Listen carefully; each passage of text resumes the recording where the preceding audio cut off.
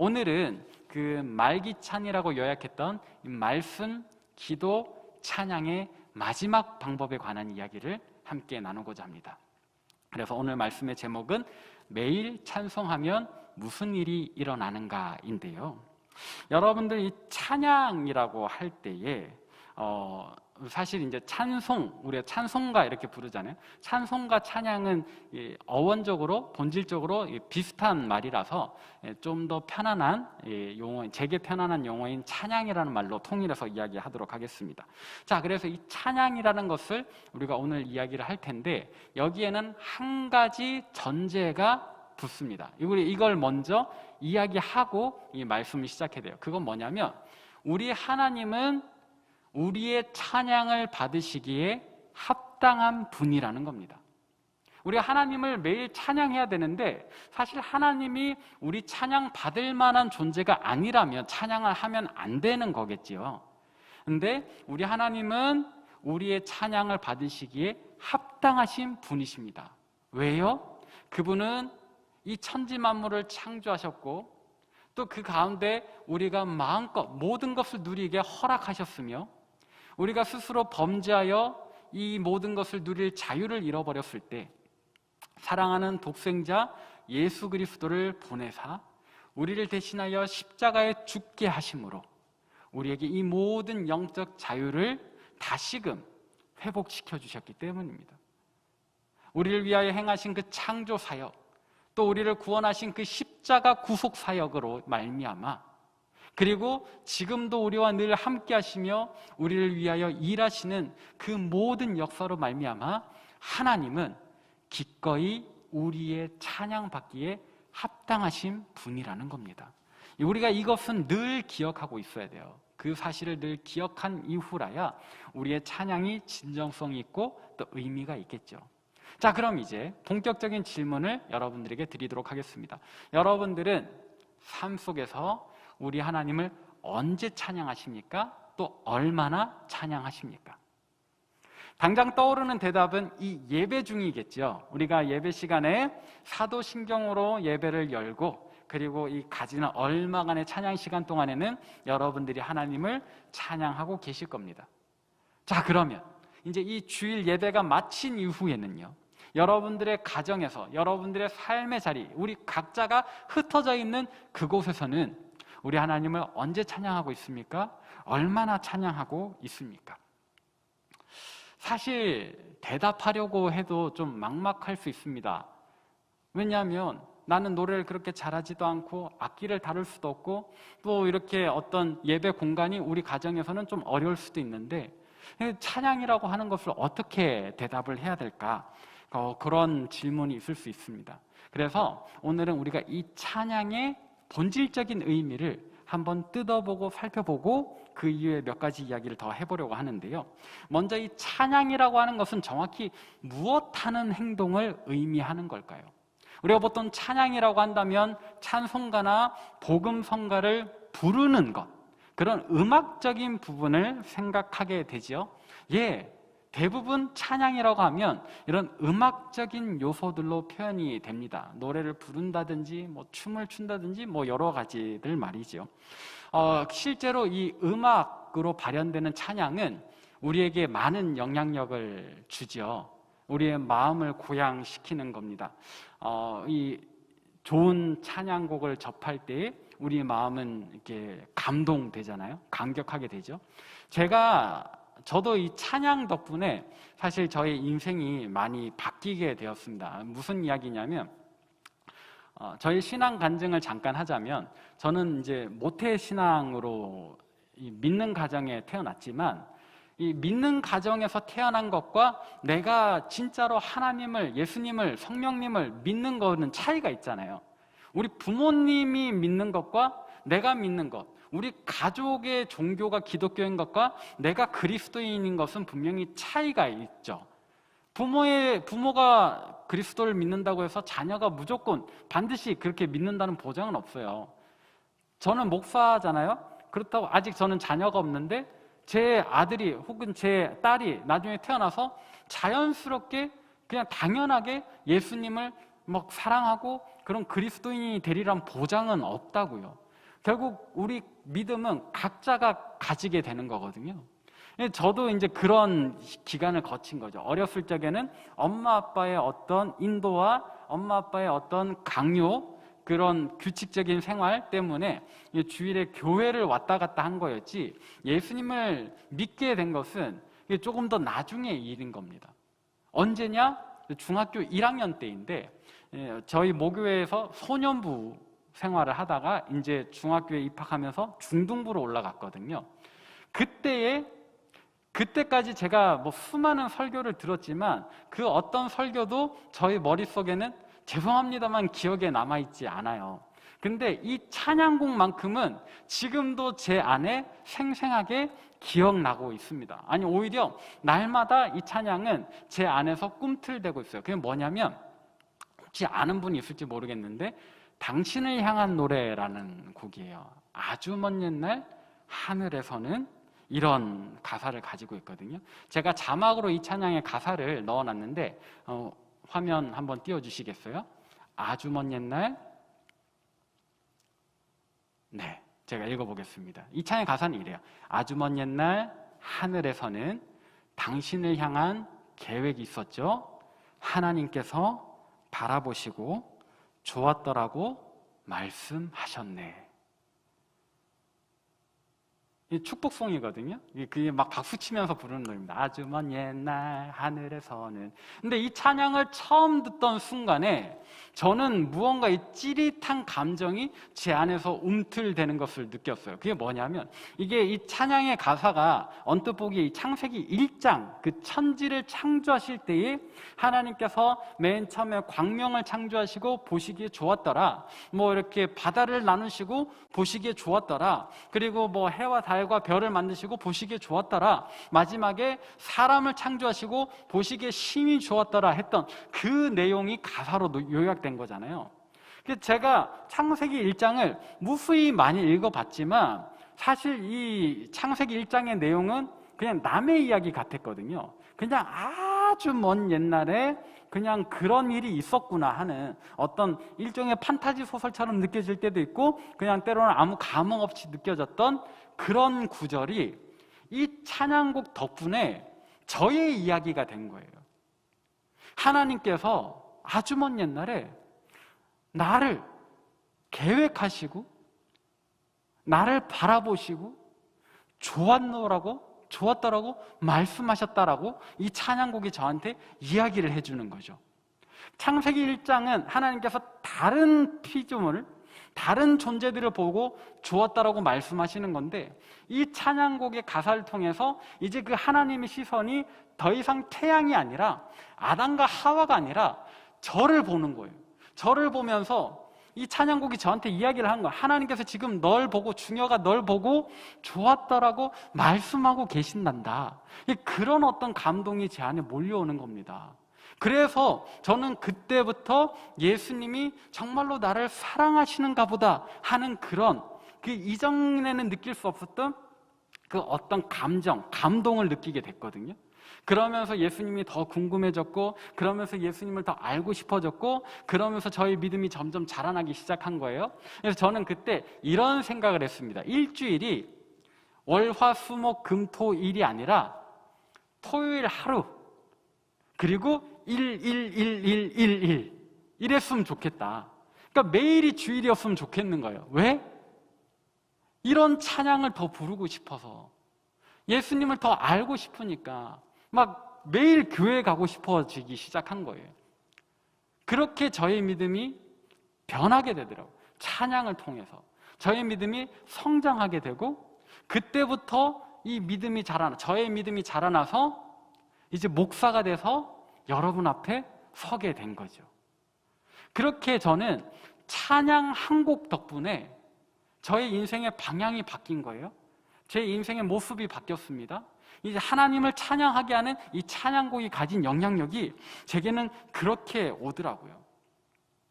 그래서 이제 우리 안에 있는 이 영적 우울함을 내다버리고 다시금 뜨거운 신앙생활을 할 수 있는 방법, 그 마지막 방법이 찬양에 있다라고 저는 확신 있게 여러분들에게 이야기할 수 있는 겁니다. 그래서 저는 지금도 매일 하나님을 찬양하고자 하고 찬양하고 있고, 이젠 여러분들도 저와 같이 매일 하나님을 찬양했으면 좋겠다라고 이렇게 말씀 가운데 증거하고 있는 거예요. 자, 그러면 저의 이야기는 여기까지 하고 오늘 성경은 우리에게 무엇라고 권면하는지 함께 한번 찾아봅시다. 오늘 본 말씀 15절 우리 같이 한번 읽어보도록 하겠습니다. 시작. 그러므로 우리는 예수로 말미암아 항상 찬송의 제사를 하나님께 드리자. 이는 그 이름을 증언하는 입술의 열매니라. 자, 다시 한번. 그러므로 우리는 예수로 말미암아 항상 찬송의 제사를 하나님께 드리자. 이는 그 이름을 증언하는 입술의 열매니라. 아멘. 오늘 성경도 우리에게 뭐라고 권면해요? 예수로 말미암아 항상 찬송의 제사를 하나님께 드리자라고 이야기를 해요. 그죠? 성경도 오늘 저와 같은 이야기를 하고 있네요. 여러분들에게 우리 하나님께 찬송의 제사를 드리자라고. 그런데 이 찬송의 제사, 이 찬양이라고 하는 것을 성경은 뭐라고 정의를 하고 있으니까 방금 읽은 구절에 보니까 그 이름을, 예수 그리스도의 이름을 증언하는 입술의 열매다라고 이야기를 해요. 찬송을 뭐 노래나 다른 것이라고 이야기를 하지 않고 뭐라고 이야기를 한다고요? 예수 그리스도의 이름을 증언하는 입술, 증언이라는 표현을 썼어요. 그렇게 보니까 찬양은 꼭 노래를 이야기하는 것만은 아닌 것 같습니다. 분명히 찬양은 노래라는 형태를, 그 음악적인 요소를 쉽게 취하지만, 그래서 우리가 찬송가, 찬양곡이라고 이야기를 하지만, 그렇다고 해서 이 찬양이 무조건 노래만을 의미하는 것은 아니다.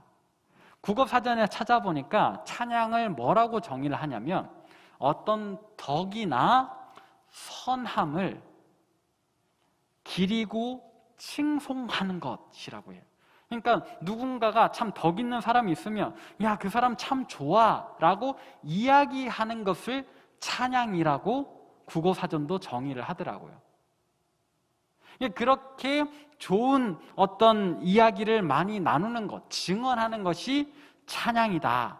찬양의 원래 의미는 노래를 의미하는 게 아니라, 우리로 치면은 예수 그리스도, 우리를 구원해 주신 그 놀라운 사랑을 감격하면서 참 감사합니다라고 이야기를 하는 것, 증언하는 것이 찬양이다라는 거예요. 그래서 이 많은 사람들이 이 좋은 이야기를, 그래서 복음이라고 하잖아요. 복음을 증거하고 전파를 하다 보니까 또 이제 잘 쉽게 기억하게 하기 위해서, 또는 이제 많은 사람들과 함께 나누기 위해서 이 노래가 발달을 하는 거거든요. 자, 그래서 다시 이야기를 하면 찬양은 노래가 먼저가 아니라 예수 그리스도를 증언하는 그 말이 먼저다. 그리고 이 말이 널리 퍼지면서 노래로 발전하게 된 거다. 이게 오늘 본문이 이야기하는 찬양의 본질적인 이야기. 자, 그러면 우리가 방금 읽었던 이 15절은 우리에게 찬양을 언제 하라고 권면했죠? 항상이라고 했어요. 항상 찬송의 제사를 드리자. 그래서 우리가 이제 하나님을 찬양을 해야 되는데 이 찬양을 언제 해야 되냐? 항상 해야 된다. 이게 오늘 성경이 이야기해 주는 거예요. 그런데 우리가 늘 찬양만 하면서 살 수는 없잖아요. 우리가 직장 생활도 해야 되고 공부도 해야 되고 여러 가지 그 외 일도 해야 되는데, 목사인 저는 아무래도 이 주된 일터가 교회고 주 업무가 예배니까 항상 찬송을 할 수 있지만 여러분들은 삶 속에서 그렇게 지내기는 어려울 겁니다. 그러면 이 말씀 우리가 어떻게 지킬 수 있을까요? 여기에서 본문이 말하는 이 항상이라는 단어를 우리가 이제 너무 심각하게 받아들이지 않았으면 좋겠습니다. 이 이야기는 곧 모든 다른 일을 다 접고 찬양만 해라는 이야기는 아니에요. 할 수 있는 대로 많이, 할 수 있는 대로, 가능한 대로 자주. 그러니까 여러분들의 삶 속에 이 틈 나는 대로 우리 하나님을, 우리 예수님의 그 십자가 사랑을 자주 묵상하고 많이 곱씹어 보라는 이야기, 그렇게 받아들이시면 좋겠어요.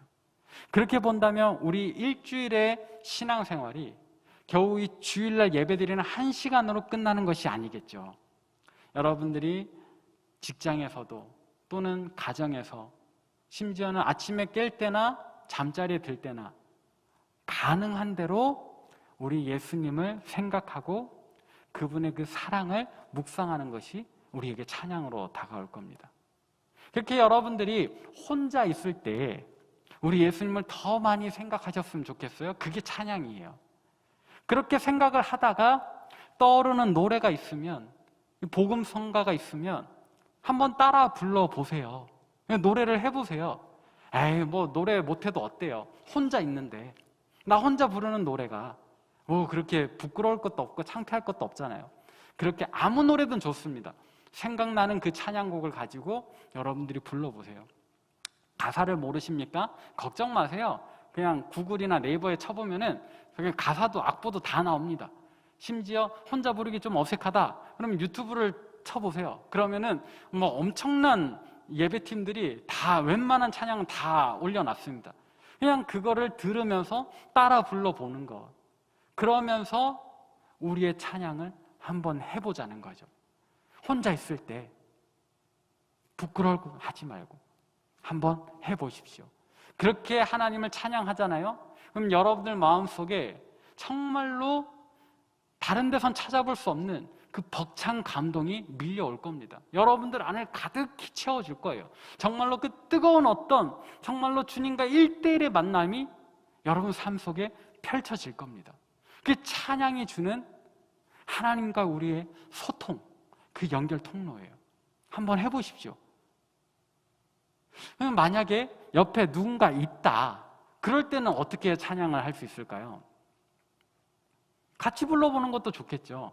저는 어렸을 적에 그런 모임이 좀 많았어요. 딱히 모임이라고 약속을 잡고 모인 건 아닌데 그냥 뭐 주일날 오후에 할 일 없으면 교회를 가보는 겁니다. 지금은 코로나 때문에 이제 우리가 많이 제한되어 있지만 제가 중학생 때는 이렇게 교회 가면 꼭 이제 누군가 교회에 있었어요. 그러면은 같이 막 이것저것 막 하면서 놀다가 그 중에 꼭 피아노 치는 친구가 한 명씩 있거든요. 저 어렸을 때는 다 피아노 학원을 다녔습니다. 그러면 이제 그냥 악보를 아무거나 이렇게 교회 돌아다니는 악보를 가지고 와요. 그리고 피아노 위에 펼쳐놔요. 그러면은 그 친구가 피아노를 치기 시작합니다. 뭐 잘 못 쳐도 괜찮아요. 우리끼리인데 떠듬떠듬 치면은 제가 부르는 거예요. 옆에 또 누가 와서 또 불러요. 그렇게 한 서너 명만 있어도 우리끼리 막 엄청난 그 찬양 집회처럼 되는 겁니다. 뭐 정해진 콘티 없어요. 이렇게 곡의 흐름, 막 빠른 노래 했다가 느린 노래 했다가 우는 노래 했다가 막 웃는 노래 했다가 막 하는 겁니다. 근데 그게 상관이 없어요. 우리끼리 하는 찬양이 얼마나 좋은지 막 그 시간이 막 2시간 넘어가고 3시간도 돼요. 저는 그런 경험이 있거든요. 여러분들 옆에 있는 이가 그래도 어색하지 않은 이라면, 그래도 친밀한 사람이라면 같이 찬양을 불러보시는 거 참 좋겠고, 그리고 꼭 노래로 안 해도 된다 그랬잖아요. 원래 찬양은 말을 하는 거예요. 입을 열어서 말을 한다 그러면 떠오르는 단어, 나눔인 거죠. 옆에 누군가 있다 그러면 여러분들이 이번 주간에 말씀 읽으면서 혹은 큐티하면서 느낀 바, 깨달은 바, 감동된 바를 나누십시오. 그렇게 나누는 것도 하나님을 찬양하는 겁니다. 내가 오늘 이번 주간에 이 구절을 읽었는데 이 말씀이 내게 이렇게 다가온다. 하나님께서 나를 이렇게 사랑하시는 것 같다. 정말로 내가 하나님의 택함 받은 사랑받는 자녀라는 것을 믿는다. 이런 나눔이 또 찬양이거든요. 여러분들 서로 간에 그런 나눔을 해보십시오. 그러면은 정말로 감사하게도 그 은혜가 배가 돼서 우리에게 막 왔다 갔다 하게 될 겁니다. 이거는 진짜 나눠봐야 알아요.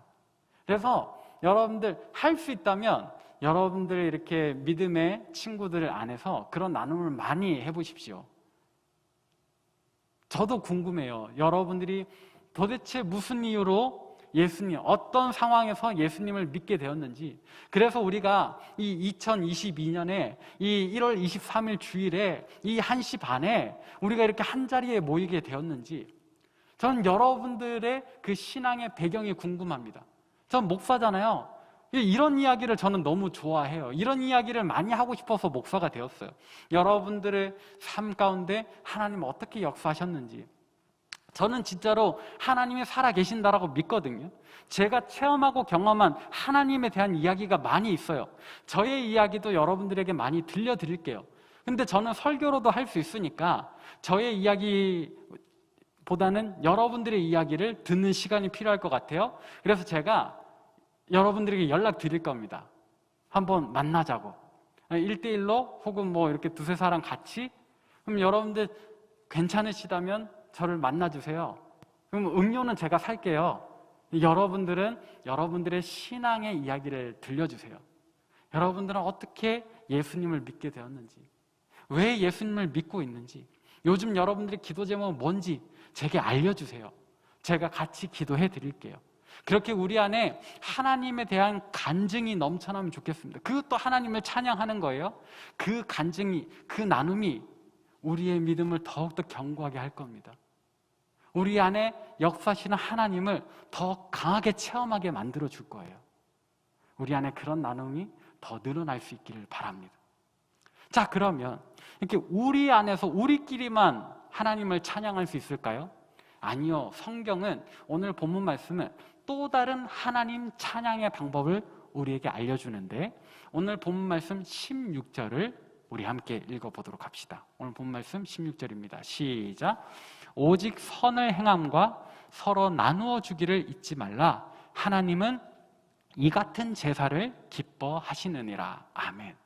자, 저게 무엇이 눈에 보이죠? 선을 행함, 서로 나누어 주기. 이거를 잊지 말래요. 하나님은 이 같은 제사를 기뻐한답니다. 이 같은 제사, 이 제사는 뭐예요? 아까 읽었던 15절 그리고 방금 읽었던 16절은 한 덩어리거든요. 찬송의 제사에 지금 뭐가 들어가요? 선을 행하는 거, 나누어 주는 것이 찬송의 제사의 범주 안에 있는 거예요. 선을 행하는 것, 나누어 주는 것, 이런 선행이 하나님을 찬송하는 방법 중에 하나다. 그래서 우리가 코로나19가 확산되기 전에는 우리 청년마을도 그랬고 여러 교회들이 다 했던 건데, 여름이면 겨울이면 뭘 가죠? 단기 선교, 아웃리치, 예수 그리스도의 이름으로 우리를 알지 못하는 낯선 지역, 낯선 사람들에게 가서 막 선을 행했잖아요. 기꺼이 나누어 주었잖아요. 그 모든 게 선교라는 이름으로도 불리지만, 오늘 말씀 이 히브리서 13장 16절을 보니까 그것도 하나님을 찬송하는 방법인 거예요.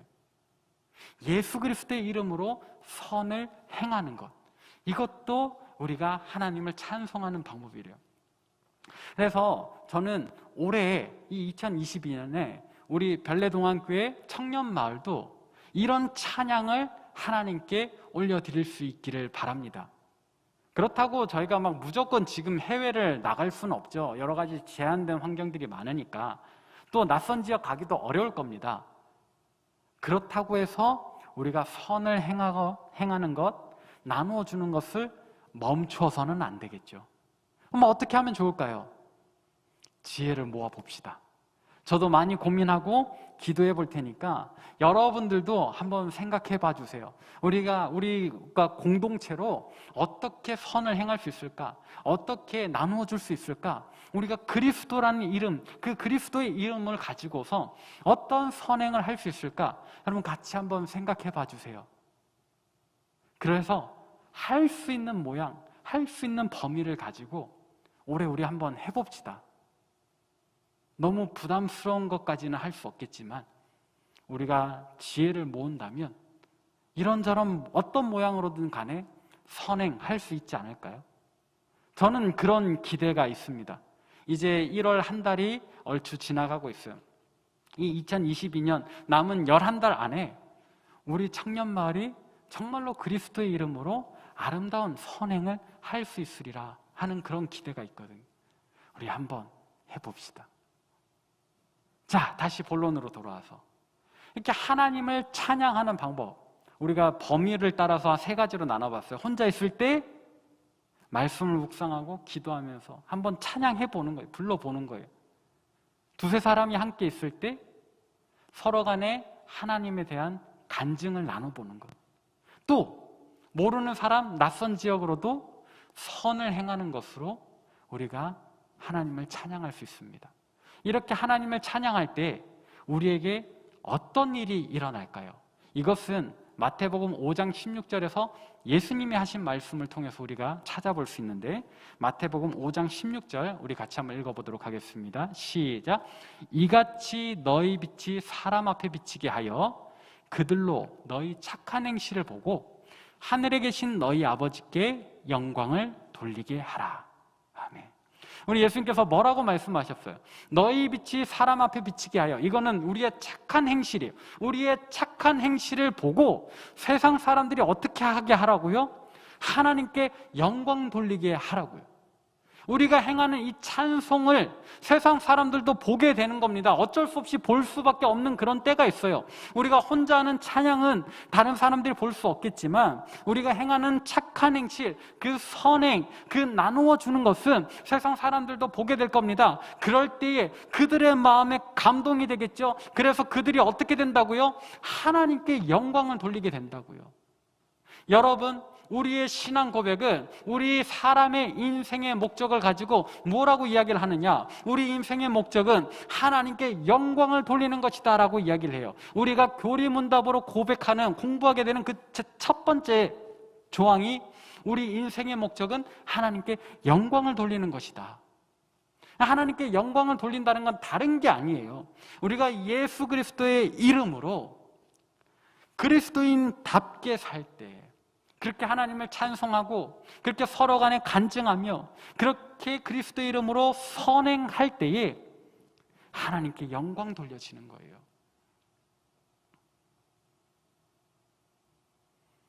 사랑하는 여러분, 이제 말씀을 정리하도록 하겠습니다.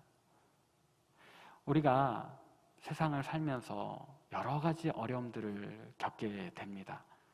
코로나19라고 하는 것도 사실 우리가 인생을 살면서 만나게 될 많은 어려움 중에 한 가지입니다.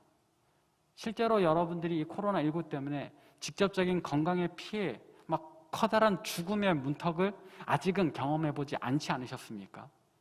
그런데 그냥 그 불안한 요소 때문에 우리가 억눌리게 되고 우울함을 겪게 되잖아요. 이 우울함을 여러분 그냥 내버려 두지 마십시오. 극복할 수 있습니다. 이겨낼 수 있습니다. 무엇으로요? 매일 말씀을 읽음으로, 매일 하나님 앞에 엎드려 기도함으로, 매일 하나님을 찬송함으로 이길 수 있는데 왜 그냥 안고 사시겠습니까? 이길 수 있는데, 극복할 수 있는데 왜 여전히 그 우울함 속에 잠식되어 계시겠습니까? 그러지 마십시오. 일어나십시오. 말씀으로, 기도로, 찬양으로. 여러분들이 이 세 가지를 매일 조금이라도 해보면 분명히 우리 하나님 살아계시니까, 역사하시니까 우리 안에 파고들어 있던 그 모든 우울함들 씻어내 주실 줄로 믿습니다. 그리고 우리 안에 뜨거운 성령의 불길을 내려주셔서 우리로 코로나19와 상관없이 정말로 하나님의 살아계심, 정말로 하나님의 우리를 사랑하심, 우리와 동행하심을 다시 한번 느끼고 누리게 해주시리라 믿습니다. 주님과 동행하는 저와 여러분 되시길 바랍니다. 우리 주님께로 다시금 날아오르는 우리 모든 별내동안교회 청년마을 여러분 되시길 바랍니다.